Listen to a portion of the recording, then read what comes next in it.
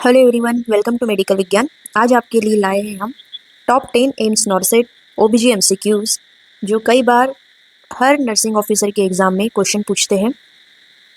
तो आप वीडियो के एंड तक बने रहिए और हमारी वीडियो आपको अच्छी लगे तो लाइक करिए, शेयर करिए और सब्सक्राइब ज़रूर करिए। तो चलिए शुरू करते हैं। Question number 1, what is the most common presentation during labour? Labour के टाइमिंग कौन सा कॉमन प्रेजेंटेशन देखने को मिलता है? सो ऑप्शंस है bridge presentation, face presentation, shoulder presentation, cephalic presentation. तो सबसे कॉमन प्रेजेंटेशन कौन सा है? Option number D is the correct answer. Cephalic presentation ये मोस्ट कॉमन है। 96 to 97% जो नॉर्मल वजाइनल डिलीवरी होती है वो सेफेलिक प्रेजेंटेशन में ही होती है, और ये प्रेजेंटेशन सबसे safest presentation for normal vaginal delivery.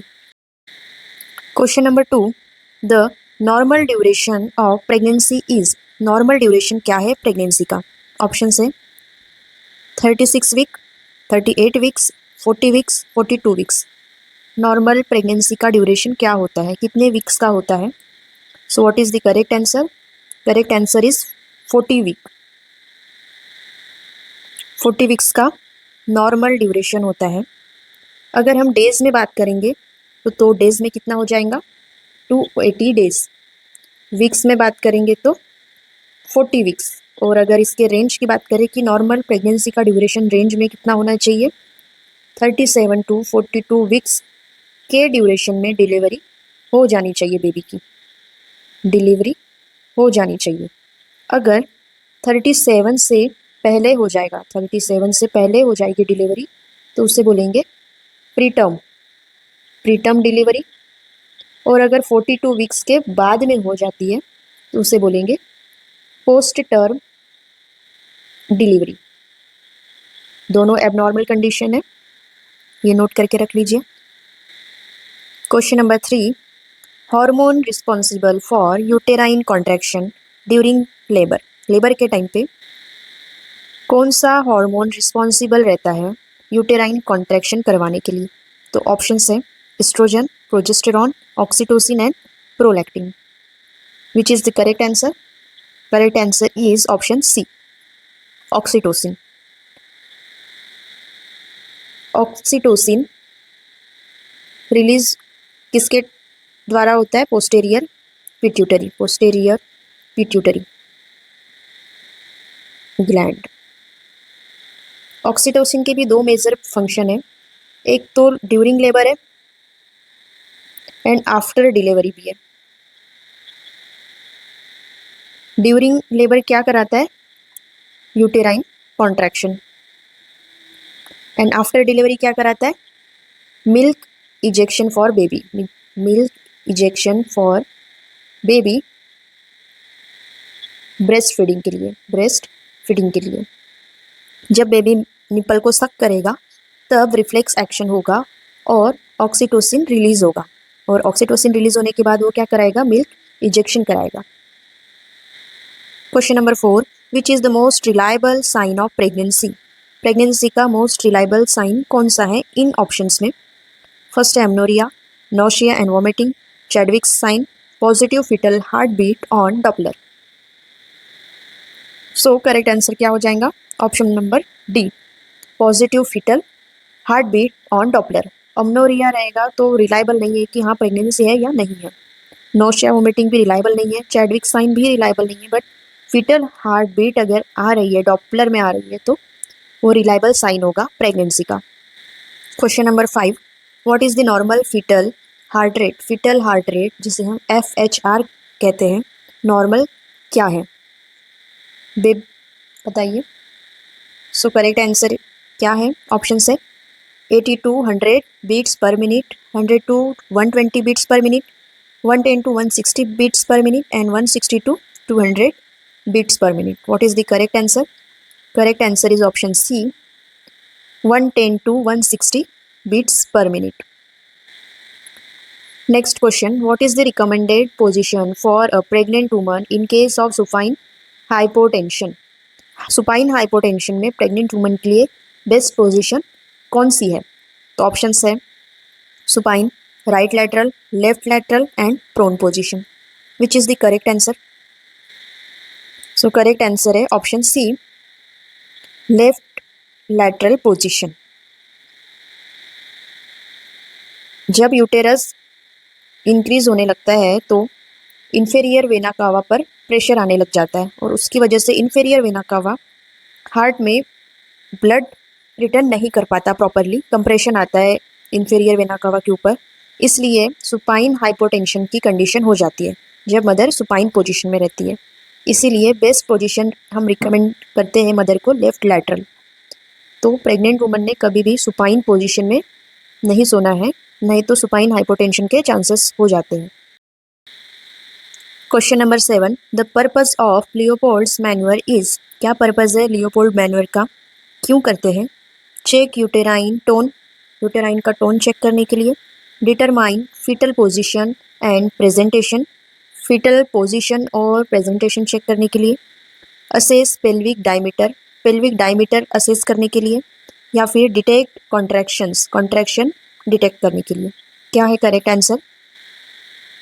So correct answer is option B, determine foetal position and presentation, presentation पता करने के लिए और पोजीशन बेबी का पता करने के लिए हम लियोपोल्ड्स मैन्यूअर परफॉर्म करते हैं।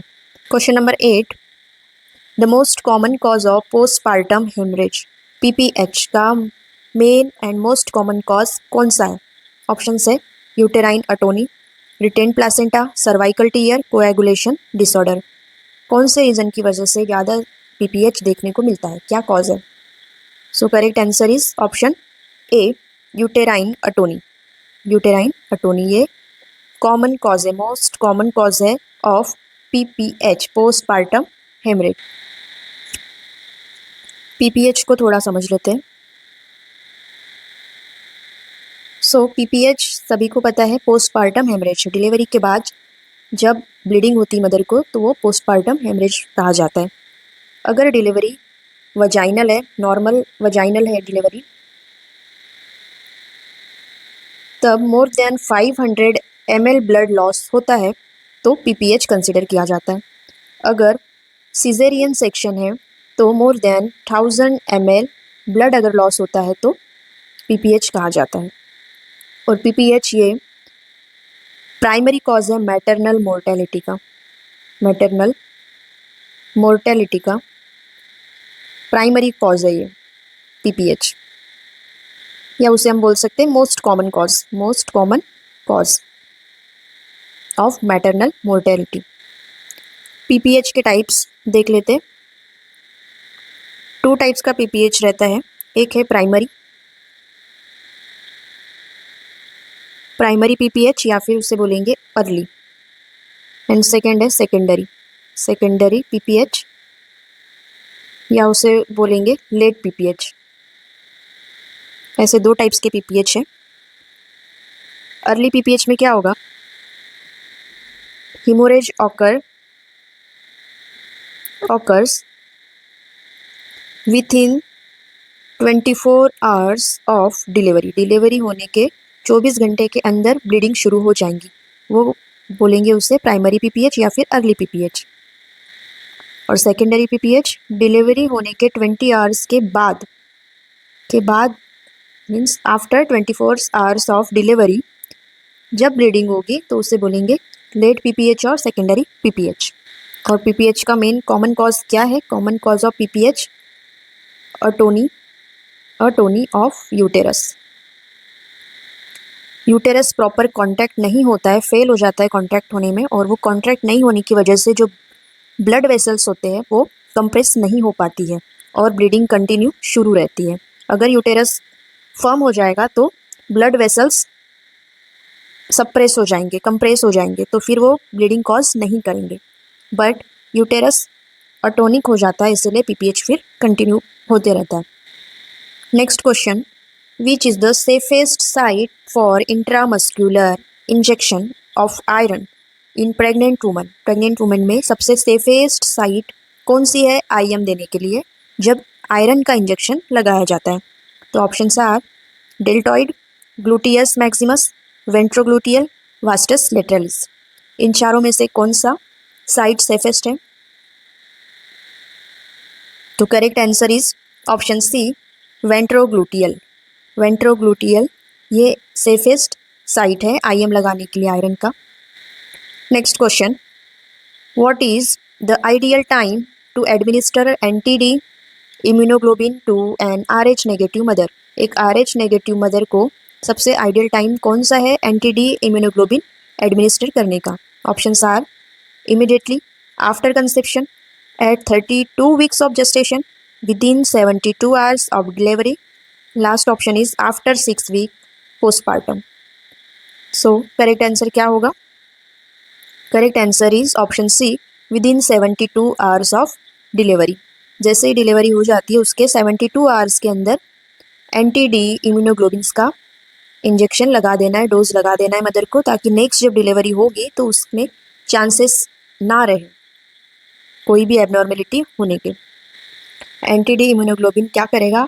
RH इनकम्पैटिबिलिटी होने से रोकेगा, इनकम्पैटिबिलिटी नहीं होने देगा। सो ये थे हमारे आज के टॉप 10 क्वेश्चंस। अगर आपको वीडियो अच्छी लगी है तो प्लीज़ लाइक करिए, शेयर करिए एंड प्लीज़ सब्सक्राइब करिए, ताकि हम और मोटिवेट हो और हम और आपके लिए अच्छे अच्छे वीडियोस लेकर आए। Thank you.